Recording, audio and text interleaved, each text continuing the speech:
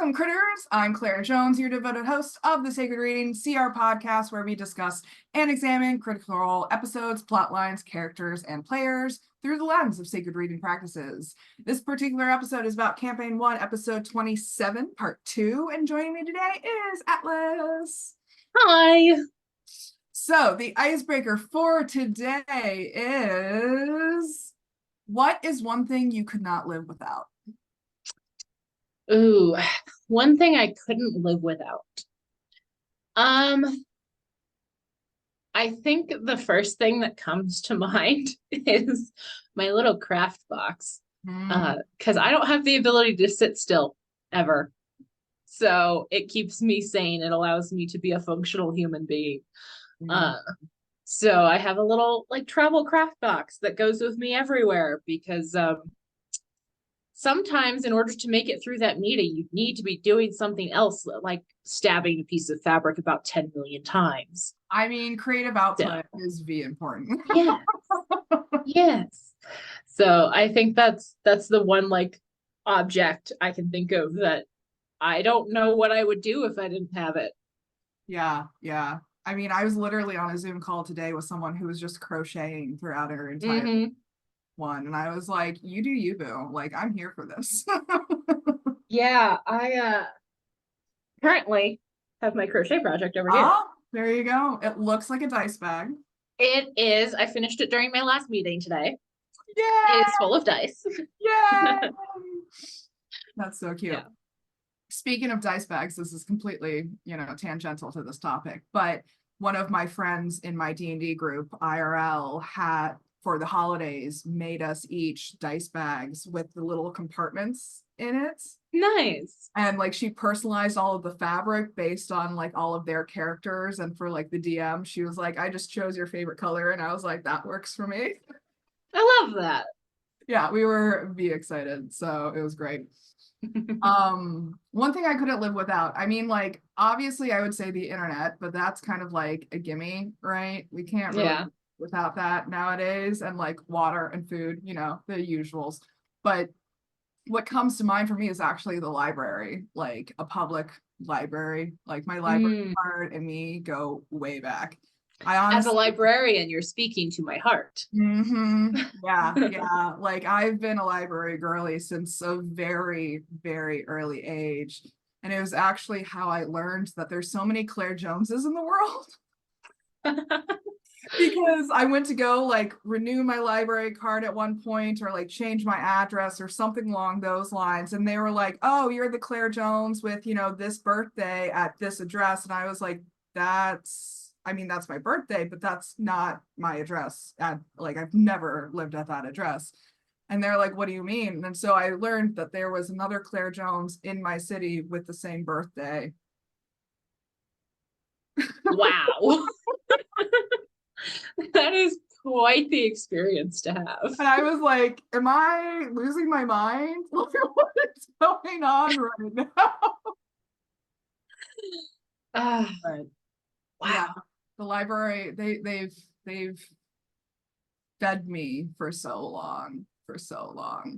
I discovered romance books at a very too early age. Like I accidentally picked up my first romance novel in third grade on accident. Wow. And because the descriptions on the back are so vague most of the time that I just thought it was a love story. Like I just thought it was just going to be a nice little love story. And then I got halfway through the book and things started happening. And I was like, I don't think I should be reading this. That's quite the education.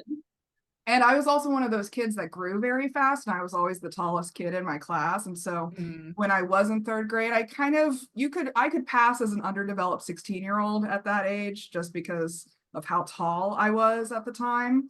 And so the librarians, when I went to the library to get more romance novels in third grade, they like slid them across the counter and they were like, should you? But they still fueled my addiction. That's what libraries are for. Yes, yes, gotta love libraries, but yeah, I could not live without them, especially with my book addiction. Like, man, if I bought all the books that I read, I'd be so broke. So broke. Yeah. The nice part about working in one is I don't even have to go out of my way. That is They nice. just show up. Yeah, that is very nice. Well, please join us as we embark on this exciting adventure in story analysis and self-reflection in order to deepen our understanding of ourselves and the world around us. As always, we love hearing from you guys as well, so please comment, like, share, subscribe, and already, let's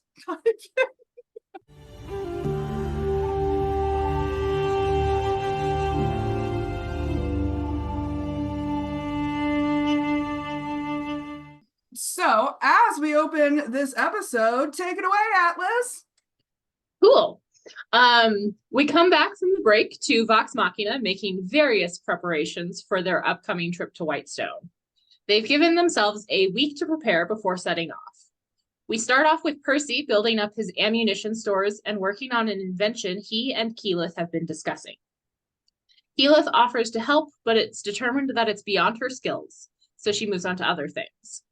Percy tries to create some smoke bombs, but a bad roll means that he spends all of his supplies to get one smoke bomb with a question mark. We'll see how that goes. The invention they mentioned earlier turns out to be an Archimedes death ray. This plan is limited by available materials, maneuverability, and a few questionable rolls on Talison's part. Orion interrupts briefly to mention that he could make the death ray instead, but Percy pushes forward with his attempt because it makes for an interesting story. Unfortunately, as they are finishing construction, the custom-made lens that makes his device possible cracks down the middle. As this is happening, Grog declares he is going to the store to get a shovel and a pickaxe. Who knows? It's Grog. An attempt to fix the Archimedes death ray results in further failure points, and the third and last attempt results in a device that just melts itself instead of working, rendering it useless for the time being. Vex is training with the suit. We don't learn much about what that means at this point. Vex has 4 things he wants to do. First, he goes off to buy wooden stakes and ends up running errands for the entire crew. He gets a bunch of wooden stakes. The number is kind of nebulous. It's more than he planned. And for himself and Tiberius. And then he goes looking for holy arrows, which he cannot find because they're a very rare special order item. He goes to the Temple of Sarenrae to get holy oil for Vex and to talk to the cleric Tristan, who gives him a holy symbol of Sarenrae. The third errand is an attempt to recover his belt Simon from the cloud top. The guards refuse to let him in, and luckily he moves on quickly. Vax spends the rest of his week staking out Kynan's father's butcher shop, looking for anybody who might know where Kynan has gone. He learns that Kynan has been gone for the better part of a week in search of destiny, I guess, and leaves a message for him instead. Scanlan makes a trip to Gilmore's for a potion or scroll that invokes Hallow or Spirit Guardians. There is a scroll of each. Hallow is about 6,000 gold, and Spirit Guardians is much cheaper, so he goes for Spirit Guardians. He also commissions chainmail chokers for the whole group. Vax goes to Gilmore's Glorious Goods looking for Gilmore, who is in Western. The next most experienced person in the shop, Sherry, is able to help identify the magic associated with Chlorota's helmet, determining that it helps to shield the mind against magical intrusion. Mechanically, this means advantage on wisdom saving throws against magical effects. At this point, Tiberius starts his list of errands. First, he runs to the Temple of Sarenrae to pick up his jug of endless water that now has a holy water enchantment on it. Matt explains that layering enchantments is complicated, and only the first burst of water each day will have a holy effect. Then Tiberius goes to get his latest weapon enchanted. I don't actually know what he calls it. He goes through a couple different names in the sequence. There's a little back and forth on what he wants and how long it's going to take, but they settle on a generic +1 magical item enchantment, which will take 1 week and 700 gold. Orion inquires about buffing the enchantment on both his Ring of Protection and Ring of Spell Storing. Matt explains that anything of that nature would essentially require re-enchanting the item at the cost of tens of thousands in gold and approximately a year per item. Orion moves on from this idea. Tiberius rolls to teach Lockheed the command to be quiet, and Grog rolls several beard checks to see if his beard fills in from Vax's exploits. Both succeed in their endeavors. It's great. At this point, Tiberius goes mirror shopping. There are mirrors for sale in various shops across the city, but as it turns out, the 1,500 mirrors that Tiberius is hoping to get far outstrips the available supply, so he ends up with about 35 instead, which amounts to approximately 4 square feet of mirrors. There's yet another discussion about layering spells, in which Tiberius insists that they try to enchant a bolt with a holy water smokescreen or a sleep fog spell combination. Tiberius insists that they try, in spite of being told that that's not how it works, and loses 500 gold worth of materials for his trouble. Tiberius then tries to visit Alora in the Cloudtop district, remembers that he can't, and returns to the keep with his signature phrase, "Oh wait, I don't do that." The cast expresses frustration over how long Tiberius has spent on errands. Remember that Matt started this with a request for it to be expeditious. And they start joking around that Tiberius returns to find that they have all left on their journey several days ago. Tiberius spends 2,400 gold to make 2 sleep bolts, at which point he is broke, and we move on to Keyleth. Keyleth picks up an alchemy set from Gilmore's, intending to create some cure wounds potions. She makes one before switching tactics to a holy water flask enchanted with a fog spell to make a holy water smoke grenade. There's yet another discussion about the futility of layering enchantments in that manner, but Keyleth commits to it anyway. The result is an unstable item that she gives to Scanlan for safekeeping. Scanlan then seals a blue crystal from their first adventure in a fancy box he got a couple episodes ago, and drinks one of his shit scrying potions. He convinces the staff to let him leave the result in a jar in the kitchen. It takes him a minute. Grog reminds their guards to be vigilant about protecting Desmond, and Vex pays Jarrett 200 gold to be by his side the whole time they are gone. Vex gives Jarrett another 200 gold to distribute among the rest of the guard, and she and Grog ask that 2 guards be with Desmond at all times for his protection. Tiberius sends Erwin to ask for Lord Daxio in the Cloudtop, making the unilateral decision that the cells in their keep should be converted to barracks for their soldiers. Erwin, surprisingly enough, is not allowed in the Cloudtop because he works for Vox Machina. Vex rolls to see what she picked up from Assume over the last week, and she gains the ability Skirmisher's Stealth, which allows her to stay hidden more easily during combat. We then backtrack a bit to the first night of their week of preparation. Tiberius uses his scroll of telescription to write a letter to his father. Skipping over the many details, Tiberius tries to invoke war as an ambassador of Draconia and is solidly rebuffed by his father, who reminds him that that's not his job, jurisdiction, or experience. Vex leaves a note for Uriel with Erwin that in its final form reads, "FYI, we didn't flee, we'll be back," and that highly amuses me. Keyleth casts Elemental Guardian and Planar Binding to add additional protections to the keep while they are gone. Taliesin provides translation services by gargling as Marisha speaks. The water elemental she summoned replies to her request with, "For my time here, I serve." And at that point, they're finally off. They head to the Turst Fields, which is about 4.5 days away on horseback, but they use their Circle of Transportation sigil for Westrun to shave off 3 days of travel time. After a bit of haggling from Vex, the party acquires horses in Westrun and continues up the mountains.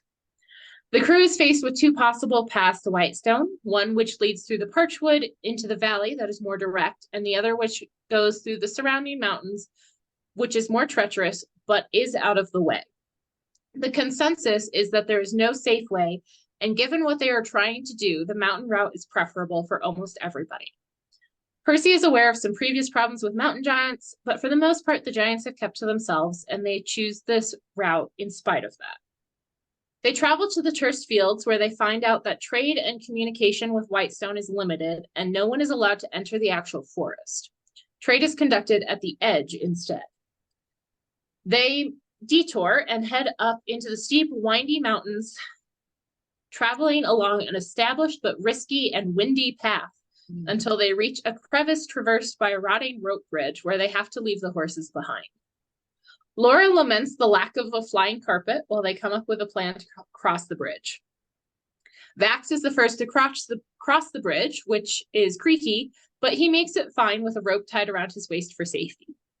The twins tie this rope to trees on either side of the cabin to act as a guideline, just in case. Scanlan chooses to dimension door across instead of risking it. Vex makes it across the bridge easily, leaving Trinket with Tiberius and Grog for the moment. Keyleth casts Grasping Vine to help stabilize the bridge and is able to cross without problem. Tiberius casts Fly on Trinket and climbs on his back to ride across before casting Telekinesis on Grog to bring him across. They are both concentration spells, but Tiberius has an ability to keep a spell going for 12 seconds after losing concentration, and this is determined to be plenty of time to cross the gap. He keeps concentration on Telekinesis after they land, which is important to keep in mind. The horses are left tied to a tree on the other side, and after a brief discussion about that, the team moves on. The path narrows, and there's a large gust of wind that drags Vax and Scanlan off the edge of the cliff. It's only been a couple of minutes since the bridge, so Tiberius is able to use his existing telekinesis spell to catch Vax. And Keyleth is able to cast a Grasping Vine to catch Scanlan before he falls out of view. With everybody back on the path and the sun sinking slowly, they continue. A few of the party hear a distant bird-like call that Percy and Keyleth recognize as the sound of harpies. They see them diving in the area that the party came from, presumably where they left the horses. Poor horses. They determine it's time to bed down for the night, and Keyleth uses Move Earth to create a cave that they can rest out of the wind. Vex uses Hide in Plain Sight to help disguise their cave. Keyleth and Tiberius make a small campfire, and everybody starts to settle down. Vex stops to go through her gear and debates about dipping some arrows in holy oil, deciding to wait until they're closer since it will evaporate before they're useful if she does it now. During this adventure, Vax snuggles into Trinket to sleep, stealing her spot, as twins are meant to do. Tiberius uses the evening to try to research liches, but Matt reminds him that the researcher ability only really works in places where there are books and libraries and places you can actually do research. Grog is bored and declines to arm wrestle Vex, which says just how bored he is. Percy and Keyleth find a moment together as the party drifts off to sleep, and Scanlan takes first watch. Keyleth tentatively broaches the subject of the last few days with Percy, and Scanlan goes invisible to eavesdrop. She feels that Percy is leaving something out of everything that he's told them, and the fight with the broker gave her some concerns about both him and Tiberius. She compliments Percy's one-liners and brings up, "Your soul is forfeit," as an example. She asks if this was just a really awesome but scary and brutal thing to say in the moment, or if there's something deeper that Percy might be serving. He replies that he's had a number of years thinking about what he would do and say and how he would go about that. And that he knows that that kind of obsession isn't healthy and it's no way to live. But he hopes and thinks that it was something on the list of things that he thought he would say, and it's some attempt to be scary when he met them as opposed to being scared.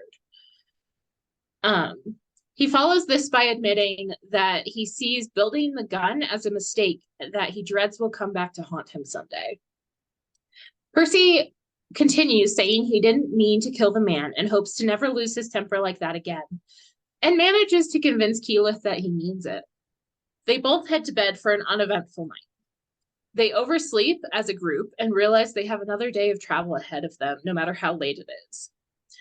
Eventually, they come to a point on their path where it is impossible to continue on, and they turn up a rock slide in a ravine, which leads to a path between two mountains. As they're headed down the path, the twins caught sight of a quick blue blur behind them. It's a very large serpentine creature. Vex asks Grog to throw something to try to draw it out, and he first picks up Scanlan, before settling on a much more appropriate boulder with some light encouragement from Vex. Another glimpse of the creature and has the crew running as Keyleth casts an anti-life shell. The creature rushes toward them, blocking their escape route and giving them a good look at a huge blue body with many arms, several sets of legs, horns, and some electricity, which is always a good addition. Yeah. And that's where they break for the episode. Yeah, so a little bit of shopping, a little bit of bumbling around. Well, maybe a lot of it. Let's recap that. A lot of bit of shopping, a lot of bit of bumbling around, and then a little bit of adventuring, just a little bit at the end. Yeah, you can tell that this is where Matt was trying to go. Oh, yeah, poor Matt. It's so funny. Like, while I was recapping this episode and like looking through the summary for today, is like, and while you were talking, all I could think of was like how similar it is to like specifically a tech startup that doesn't have SOPs in place. Very specific reference, but accurate. But very accurate. I was like, okay, this feels like a company of people who don't really know what they're doing, who are trying to prepare for something, but they don't really know what they're preparing for in the first place. And they have this kind of like egomaniac CEO type of figure who just tries to like make everything go his way, but it's wrong. Like everything he suggests is like impossible. Yeah, those managers that have ideas that sound great on paper, but don't actually know how to functionally work any of their products. Yeah, like get this. What if we go to the moon? And people are like, we can't. We don't have like a rocket. Yeah, like that, that would make for a great commercial, but I don't think it makes any sense. Yeah. Like while you were talking, I even imagined it in my head as kind of like The Office, where like they come in and they sit and they have these like little talks with the camera about like things going on, and like, like Steve is just like blowing out his shit all over here. Like that's the kind of vibe. Like if this was like an Office sitcom, man, that'd be so good. Yeah, it kind of feels like one in this episode because there's so many like little side comments of, like they're trying to keep the game moving in a lot of ways, but a lot of it is just side snark in this game, which is fascinating to see because it's not their norm. Yeah, I can imagine like Grog just like looking at the camera every now and then and being like, I mean, because Travis does that for this entire episode. Yeah, Grog just standing in the background and being like like so mad. Yeah. It's one of those things that like you know that Matt was trying to get to that combat at the end and not necessarily leave it on a cliffhanger. He had some other plans that he had to speed through, and you can tell. And it's all because of that shopping, which is Travis's favorite thing in the first place.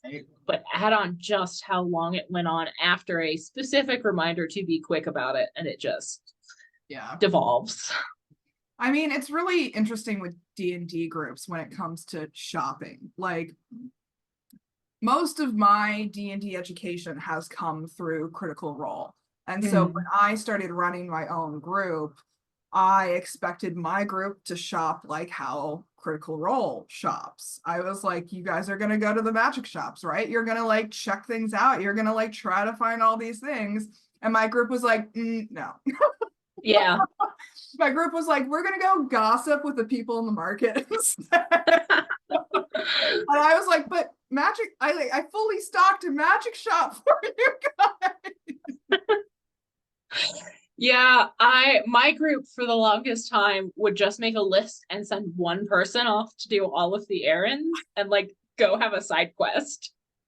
That's so funny. When I was in a group as a player previous to this, he just let us like look through the thing, like a list of things that were available, and then we just bought them like between sessions, and then like the next session came, and so there was no like shopping role play involved in the Yeah. actual gameplay of the sessions. And it's just, I think it's really interesting to point out, because Matt as a DM, you can definitely see where his skill set is evolving with Mm-hmm. able to run the game, manage the players, manage the narrative, and still keep people engaged too along the way. Yeah. Because at this point, I don't think he's mastered that skill just yet, but we saw the learning curve in this episode. Mm-hmm. Where I think he realized afterwards, like, we can't do that way. Yeah, I think partially we're seeing the learning curve of like maybe in a home game when everybody could get up and walk around and do their own thing, and you know, the only person required for that scene was him and whatever player was shopping. Mm-hmm. That's completely different from trying to do it in a streamed, you know, space where you're on a time limit. Everybody has to be present for everything. Mm-hmm. You know, for all intents and purposes. And I think we're seeing both the players and Matt learn a lot about how that has to look in a streamed game Yes. and what that's going to take, because the way that they do shopping now is very much a collaboration between Matt and the players. Everybody has to be on board for it to be the same kind of vibe, the same kind of thing. So yes, we're seeing Matt learn, we're also seeing everybody else learn what that looks like at a public table versus a home game. Yeah. And I think even after we get onto the adventure portion of this half of the episode, we can also see Matt really, I think, shining as a DM in terms of providing obstacles that didn't necessarily include combat either.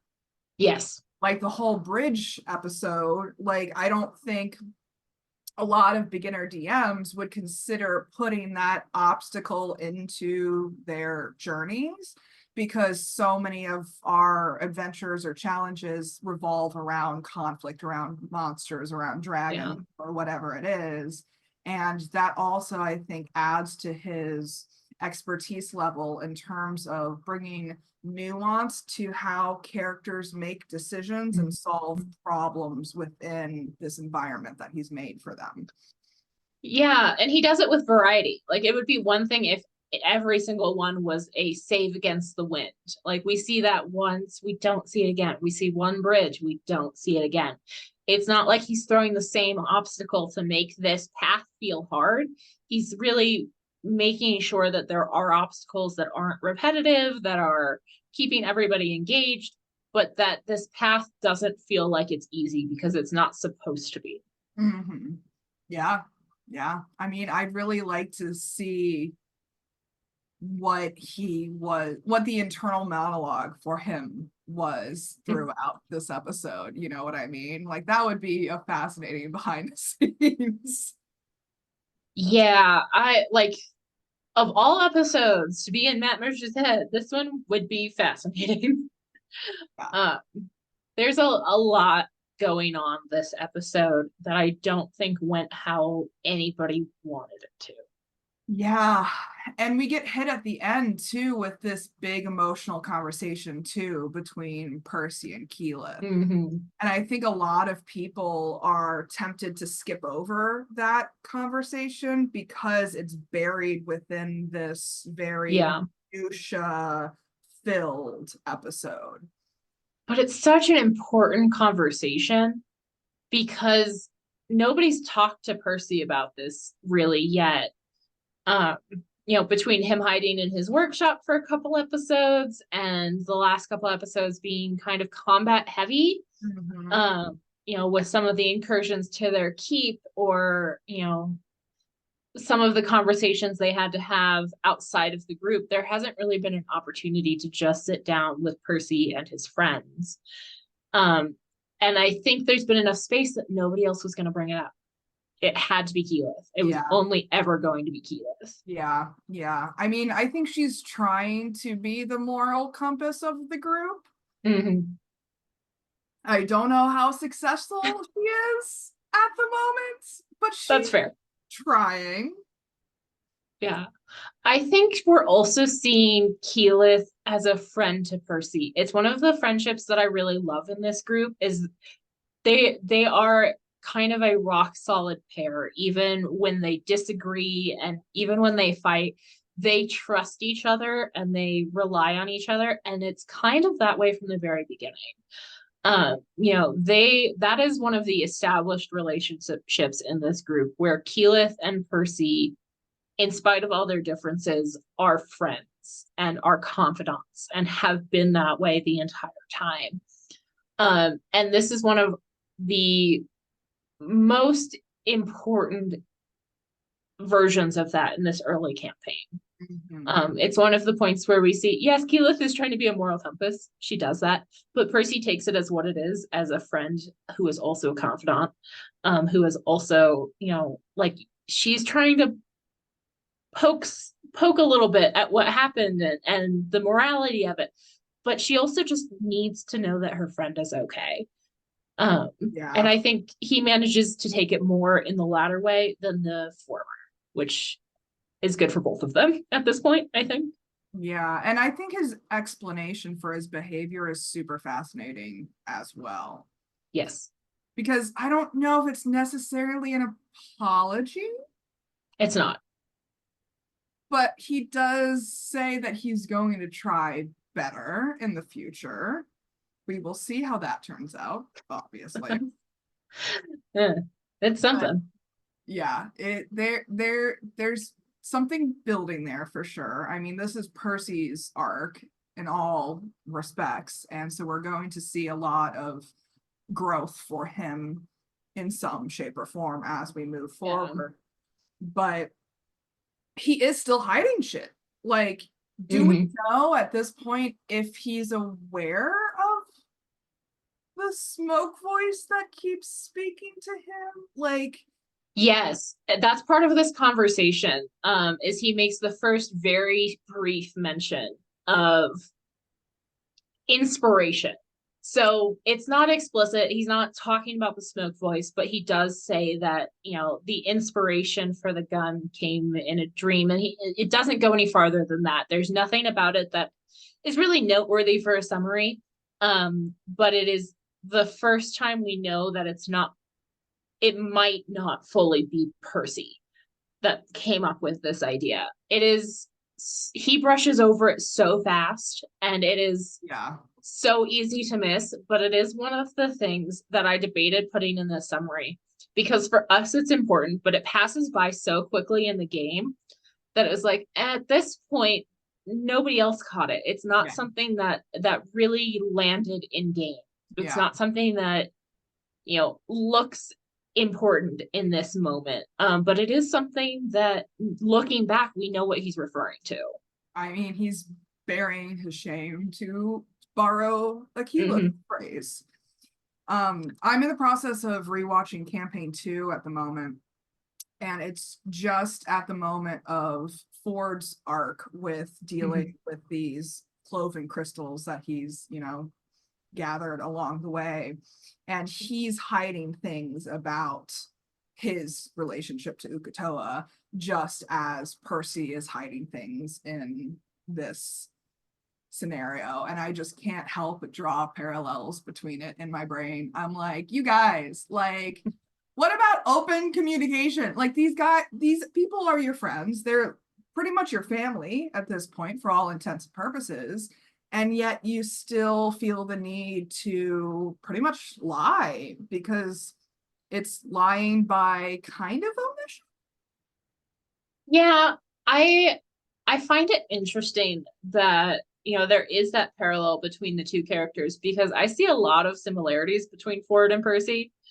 Um, they play out in different ways for sure, but if you just look at like the bare bones of their arcs, they are so similar in so many ways. It is fascinating.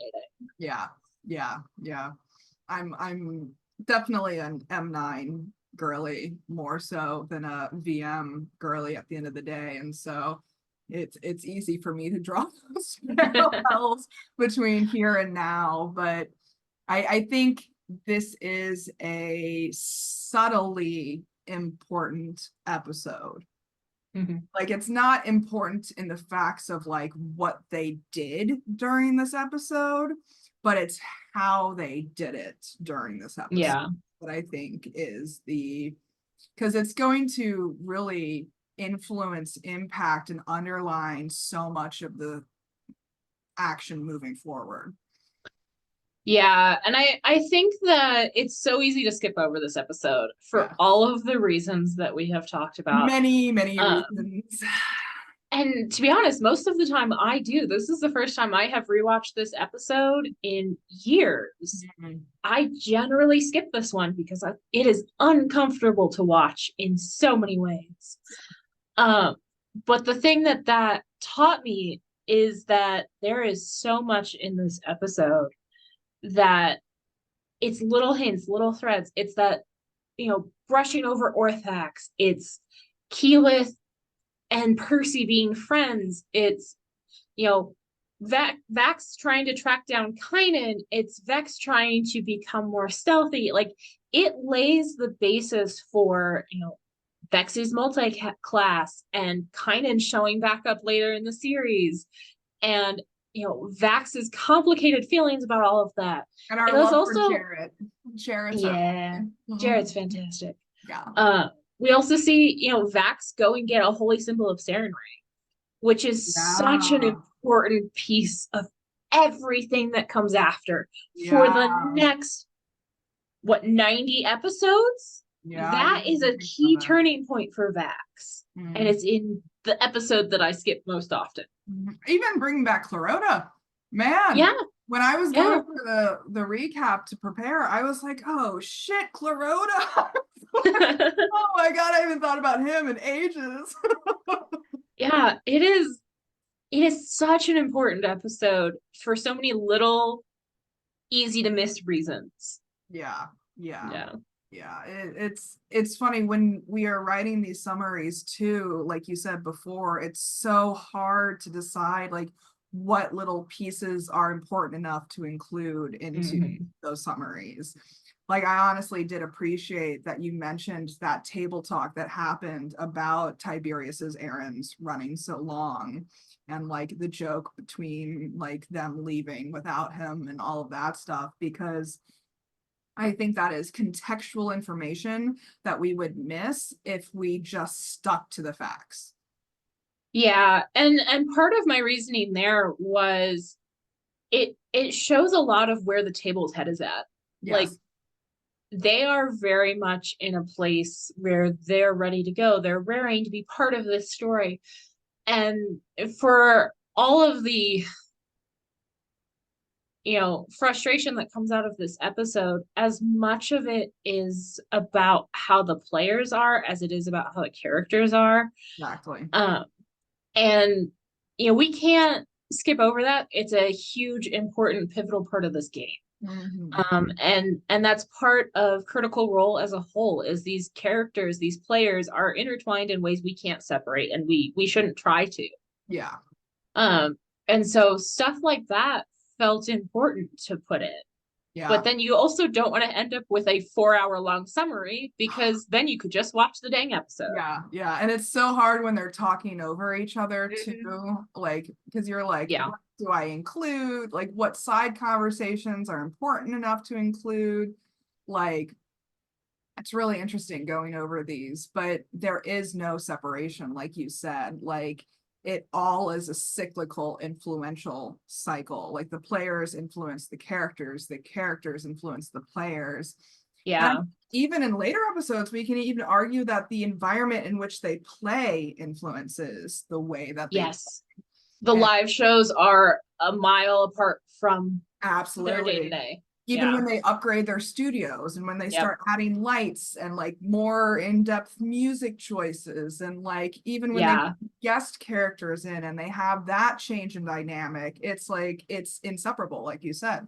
Yeah, and like when they sit at separate tables for COVID versus this first episode where they're back together, it's a whole different vibe. Yeah. And like these early episodes where Matt is set apart from them. Yes, and very is much very so. much like off on his own, and they're right next to each other, and Man, he doesn't have as much control as he would I if didn't he even was think at the about that. table. I haven't even considered that. He is so removed from them in these early episodes. Yeah, and like you catch Wow. glimpses of it in the, break and things where they Yeah. just go to that wide shot of the studio. And I was realizing that having the players kind of police each other and kind of shush each other and all the little things that they have to do because they're far apart, and the two tables are far apart and Matt's somewhere else entirely. And so we're seeing them trying to navigate, like, they're used to a home game where they're all sitting together, and they're Yeah. still breaking out of that habit, but they're having to account for the fact that somebody at the other table is speaking, so they can't have a side conversation, but they are. And Matt only has so much control because he's trying to listen to everybody, and it's all Yeah. reliant on microphones, and he can't, like, there's nothing subtle that he can do because they're too far away. It affects the whole game in so many ways. And I do think that he feels disconnected in these early Yes. episodes. Like, I think that's Yeah. across in the way that he's DMing as well, because he is a little bit harsher in these early episodes. He's a little more authoritarian, Yeah. dare I say? Yeah, I mean that's one way to look at it. Yeah. Like he's like, all right, guys, no, no, no, no, no, no, no. Like Uh-huh. things do get out of hand, but I think he's forced to play that role because he is detached from them. Yeah. Well, and then we're also looking at, they technically have a time limit. And I think at this point it's still 3 hours, not four. Yeah. Um, and so they're still trying to keep them shorter than they're used to playing, and he needs the cooperation of the team to do that, but they're still adjusting to all of it. So we see a lot of reasons why the whole group is tense. Yeah. And it's not aided by the people who are having a harder time Yeah. cooperating with some of those limitations. That's fascinating. Like, even when you think about right now, they are still grouped under Geek and Sundry too. So Hmm. they don't even have their own creative license in Yeah, this, really, at the end of the day.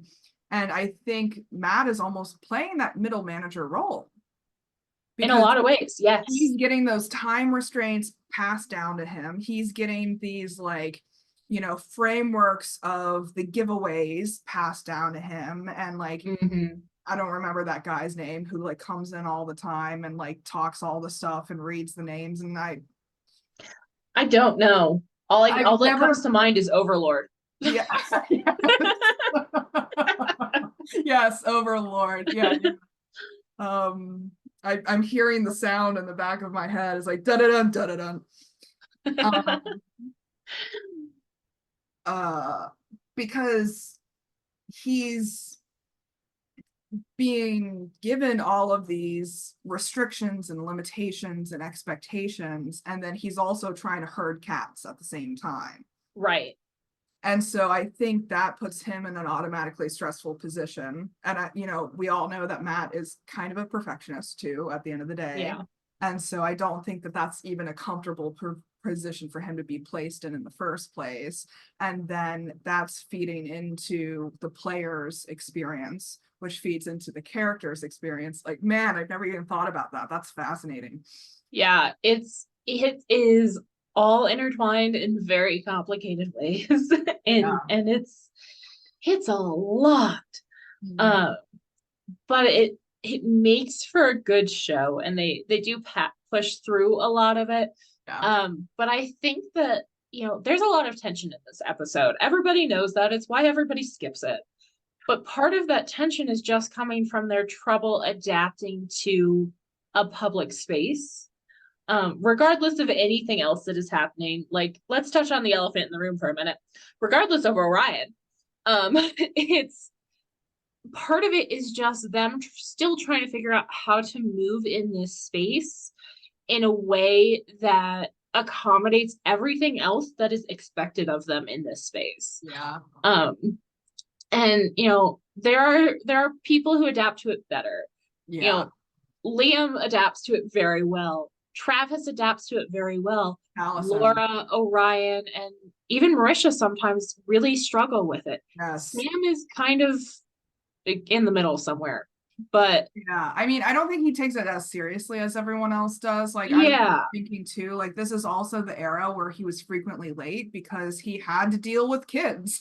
Like, and work and justifiably so, like, it's yeah, not a personal failing that he was often late to these games, but right. it's because they haven't gotten into that habit yet of prioritizing this free stream that they're doing. Right. But This is then the side gig, not the main event. exactly. Yeah. Excuse me. So yeah, it's you know, we can blame all of the tension in the world on a single person. Rewatching this, that's not what's happening. It's coming Yes. from everybody.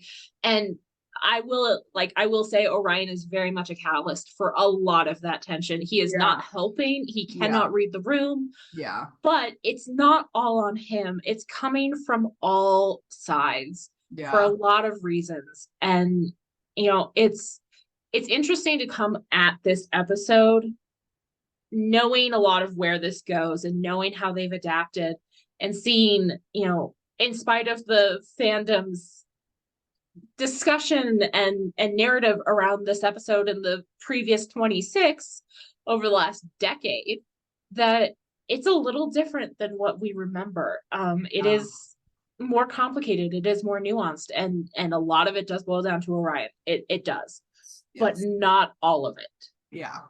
Yeah. Yeah. I mean, I was even thinking about the dynamic between Marisha and Orion because they kind of butt heads a lot in these episodes, like this episode as well as the previous episodes. Like, she is obviously getting very annoyed at him at various points, Yes. and they're seated right next to each other too. And plus all of his physicality toward her as well, very cringeworthy. Her Yes. reaction is very valid to his invasion of her private space, essentially. And I think that that also intensifies her stubbornness towards Matt. And Hmm. Matt is already primed to be stubborn as well because he's been dealing with Orion for half an hour. Yeah. It's it it's a roller coaster and it snowballs and it's all of those metaphors for things that just build on each other. Yeah. Um, and I think like Orion's very good in this episode at pushing everybody's buttons. Um, and we see Liam primarily trying to play kind of mediator between the group and Orion, and Matt trying to be a little bit of a mediator but not lose control entirely, and everybody else just fed up with everything that's going down. Yeah. And it makes the fact that, Percy and Keyleth managed to have such a great scene at the end Right. so crazy to me, Yeah. because I would not be in the headspace for that kind of talk. I'd Exactly. be And skipping it. I think that's why it gets buried so much, is Mhm. because it's completely out of left field. Like, everything leading up to this episode, the very, like, that's like what, the last 20 minutes of a Mhm. 3 hour long episode, Yeah. and we finally get the reward of the kernel of the thing that hooks us into this series. Yeah. The last 20 minutes of this episode are incredible, but you have to get through the first 3 hours of it to get there. Yeah. And it's a lot to ask. It really is. Yeah. Well, any personal experiences coming to mind? I think the thing that came to mind most when I was going through this was more about my looking at this for the first time in a while and going back with fresh eyes and kind of the space to not take it at face value and to not take what the fandom says as word and as gospel. And so I think the thing that I took away from it was mostly to give things space and to revisit things and to see how things change with that perspective. Um, And it's something that I've been told before of like, just give it time, just give it time. That's a thing that people like to say. And I think it was just a very easy entry example of how much that matters. Yeah. Yeah, that's fascinating. I mean, I was not involved in the fandom or the discourse at all when I became a Critical Role fan. I kind of secondhand borrowed Critical Role from the boyfriend that I was dating at the time. And so because I came in much later in this campaign, like when I first started watching it live, I think it was like 3/4 of the way into this campaign. Mhm. So it was like I missed all of this beginning stuff. Like I had no idea. Like when I went back years later to start from the very beginning, I was like, who's this dude? I'm like, what is he doing here? Like, why? What? I was like, and like, Yeah. the boyfriend was like, oh yeah, that was a whole thing, just ignore him. He goes away in like 30 episodes. Yeah, I fully started with campaign 2. I was I came back to this during COVID when they were shut down. And so there weren't new campaign 2 episodes. It's the only reason I started campaign 1. It's the only reason I powered through the audio issues in the first few episodes. Yeah, it's painful. But I ended up really loving campaign 1. It is my favorite of the 3 campaigns. Mm. Um, and this is, the hardest part of it to get through. But one of the things that came up was I was so used to campaign 2 where they have Flando's timestamps under them. Oh yeah, yeah. And so you could skip around to different pieces or just like speed through and catch some highlights. And so scrolling into the comments section looking for timestamps, I got to see all of the drama Yeah, yeah. very quickly. And it was something that was very confusing to me, and I had to go look up, and there was a lot of like trawling into internet archives to try to figure out what was happening with all of this and why and how and who is this guy. Yeah. I fell into it later, but I got a lot more of it than I think you or somebody else Yeah. who might have just watched the episodes and nothing else would have got.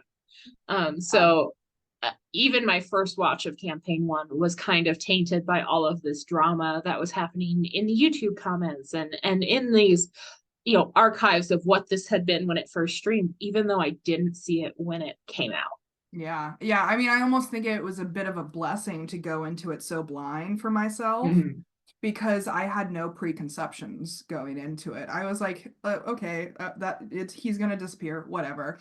But then we got to this episode when I was like watching it all the way through for the first time, and I was like, oh, I understand. It's like, Yeah. oh my God.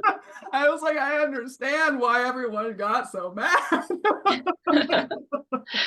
Yeah, it's interesting to look at the different perspectives that people have. Because I know a couple people who were watching live at the very beginning and who did like live through this in real time. And people loved Tiberius. There was such a Yes. big contingent of people who were big Tibby fans, and Yeah. I can't even imagine what it was like for them to go through that process. Yeah, I mean, we see enough of it later with the hate on Keyleth.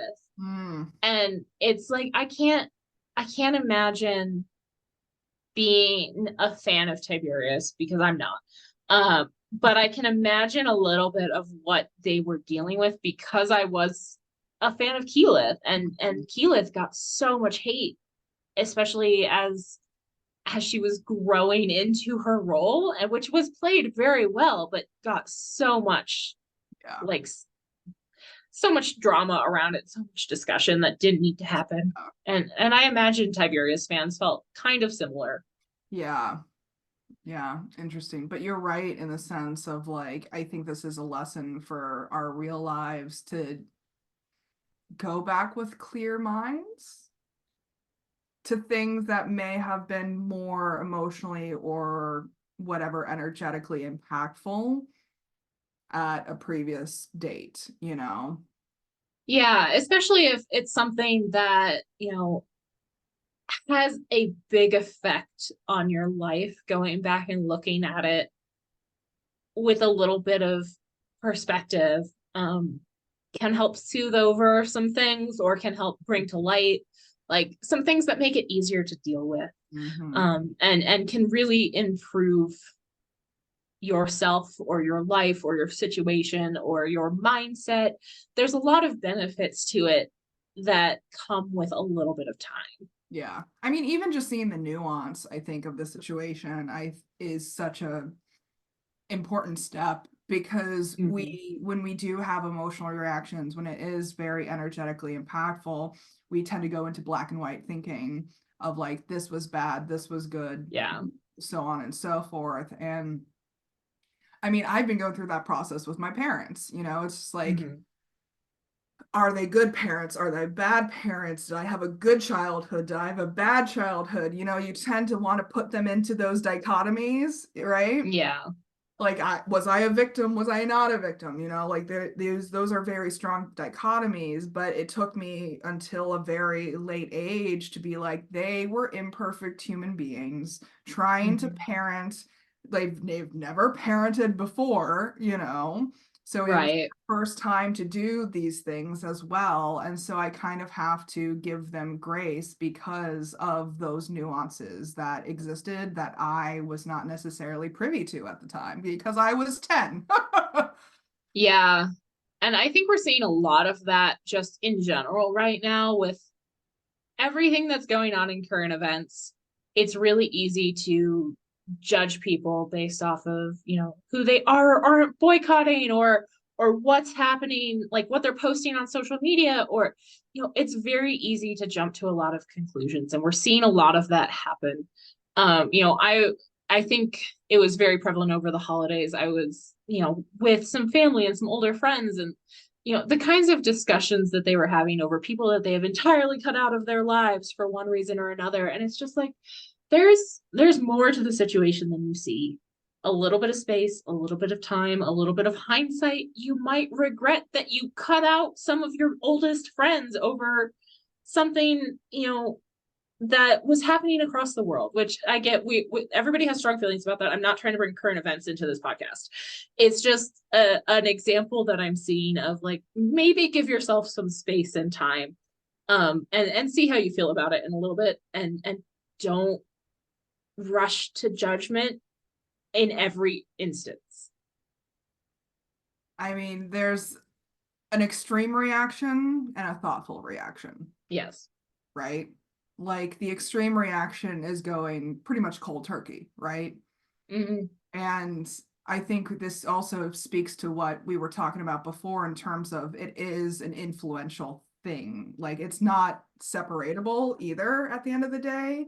Yeah. Because the current culture does impact the way that the players are playing, the way that the characters are, but there's so much nuance to keep in mind in that situation. And it's grace, honestly, all around to just kind of be like, okay, maybe there needs to be a processing, a consideration, a distance from it in order to be able to look at it with more reason, logic, or understanding, compassion.